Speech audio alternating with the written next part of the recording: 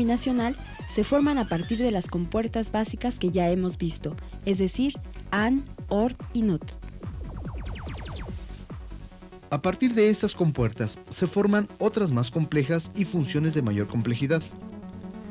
La primera compuerta básica de lógica combinacional que veremos es la compuerta NAND, la cual se forma de una compuerta AND y una compuerta NOT en serie. Este circuito ya lo podemos encontrar como circuito integrado en el dispositivo 7400, como veremos a continuación. La salida de este circuito será 1 en casi todos los casos, y cuando ambas entradas sean 1, nos dará 0. Como observamos en el circuito, cuando los interruptores están a 0, la salida está a 1. Cuando movemos uno de los interruptores a 1, la salida sigue en 1. Cuando movemos el otro interruptor a 1 y el otro a 0, entonces la salida sigue siendo 1. Pero en el momento en que colocamos ambos interruptores a 1, entonces la salida se hace 0. Hemos alambrado a partir de un dispositivo 7400 una compuerta NAND, la número 1, conectando ambas entradas a 0. Con ambas entradas a 0, la salida se mantiene en 1.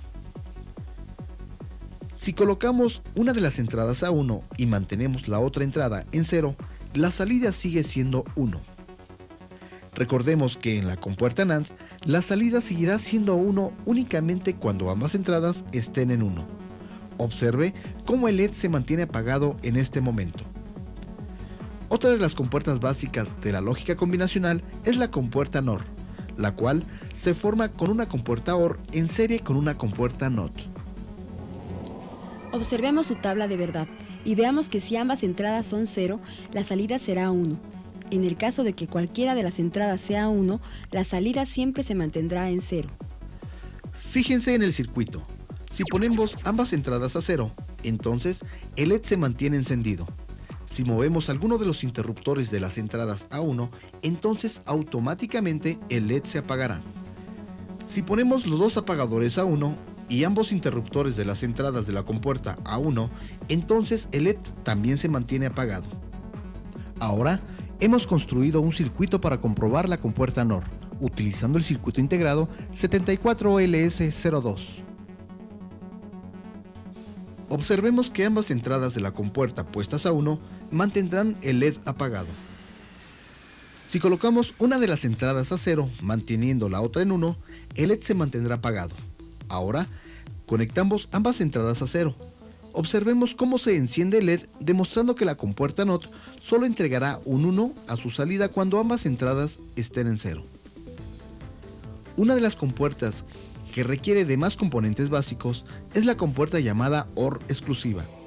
Tal como se muestra en este diagrama, está formada por dos compuertas NOT, compuertas AND y una compuerta OR.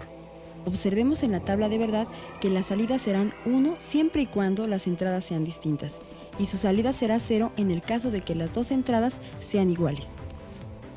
Noten que cuando ambas entradas son 0, la salida será 0, y cuando ambas entradas son 1, la salida es 0, pero que cuando las entradas son distintas, las salidas se vuelven 1. Fíjense que cuando ambos interruptores están puestos en 0, las salidas de la compuerta se mantienen en 0.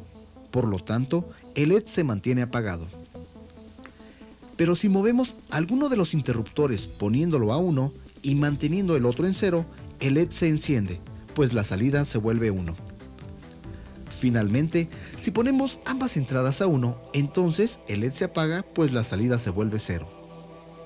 En este ejemplo, hemos alambrado una compuerta OR exclusiva, a partir de un circuito integrado 7486. Observemos que ambas entradas del circuito están puestas a 0, por lo tanto, la salida se mantiene apagada. Si conectamos alguna de las entradas a 1, observe que el LED se enciende. Esto es, que si alguna de las entradas es distinta de la otra, entonces la salida será 1.